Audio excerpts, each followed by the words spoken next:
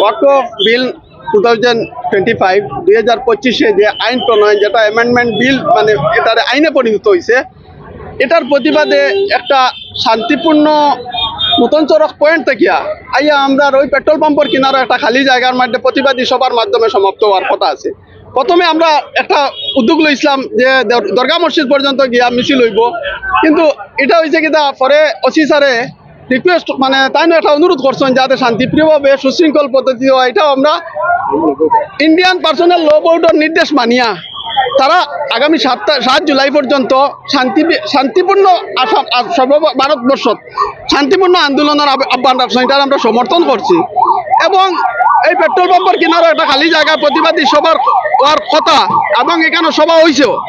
সবার থেকে কিছু সংখ্যক যুবক, এখানে হাজার হাজার মানুষ আই গেছেন, এখান থেকে কিছু সংখ্যক যুবক চামড়াগুদাম অবধি গেছে গিয়া।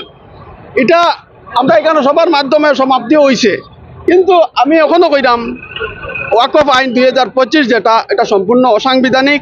এটা মুসলিমদের শরীয়তর মানে এফেক্ট করছে। অ্যাকচুয়ালি আমরা তো দেখছি না, কিন্তু এটা যদি হইয়া থাকে এটা খারাপ হয়েছে।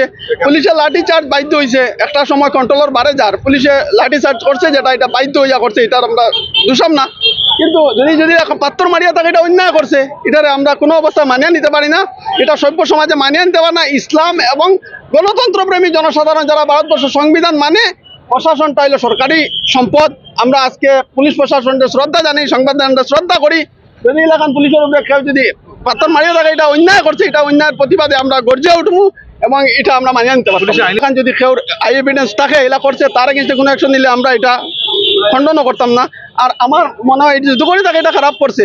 আর আজকে যেভাবে প্রশাসনের সহযোগিতা করছে এর লাগে আমরা ধন্যবাদ জানাই। আর সদর ওসি স্যার আজকে 3 ঘন্টা ব্যাপী কেন রাস্তার মধ্যে, এসপি স্যারও আইসেন, তারা যেভাবে সহযোগিতা করছে এই আন্দোলনে এবং এটার লাগে আমি বারবার শ্রদ্ধা করি। আর এবং তারা পুলিশের আমার কোনো ক্ষোভ নাই।